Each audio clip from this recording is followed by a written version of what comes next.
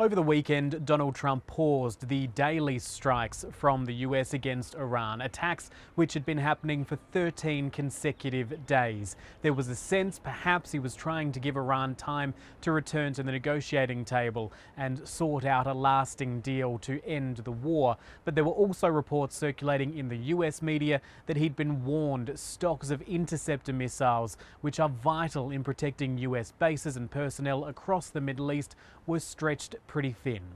But now he's threatening to return to attacking Iran, telling Fox News he's going to, quote, beat out of Iran, and that he'd be hitting them hard, they're going to get a beating. Iran had largely stopped attacks after the US halted fire across the region, but there was some Iranian-backed militia in Iraq which launched attacks on the US and Saudi bases in the area, what are being described as surprise attacks. US Central Command says those attacks weren't successful, and in response the Americans and the Saudis struck the sites belonging to the Popular Mobilisation Forces in Iraq.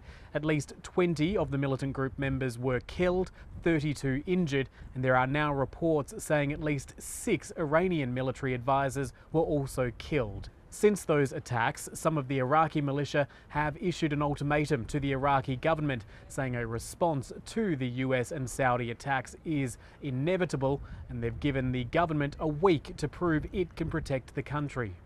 This all follows the meeting between Donald Trump and Israel's Prime Minister Benjamin Netanyahu in Washington yesterday, the first face-to-face meeting between the pair since they started the war against Iran in late February. And despite their tense recent exchanges, Mr. Netanyahu described it as one of the best meetings they've had. The Prime Minister also sitting down with the US Defense Secretary Pete Hegseth before heading back to Israel. Once again, this region appears to be on the brink of a return to very heavy attacks, even with the wheels of diplomacy and negotiation turning behind the scenes. To this point, they haven't been able to reach a breakthrough, and it appears that the patience of the US and Iran is wearing thinner by the hour.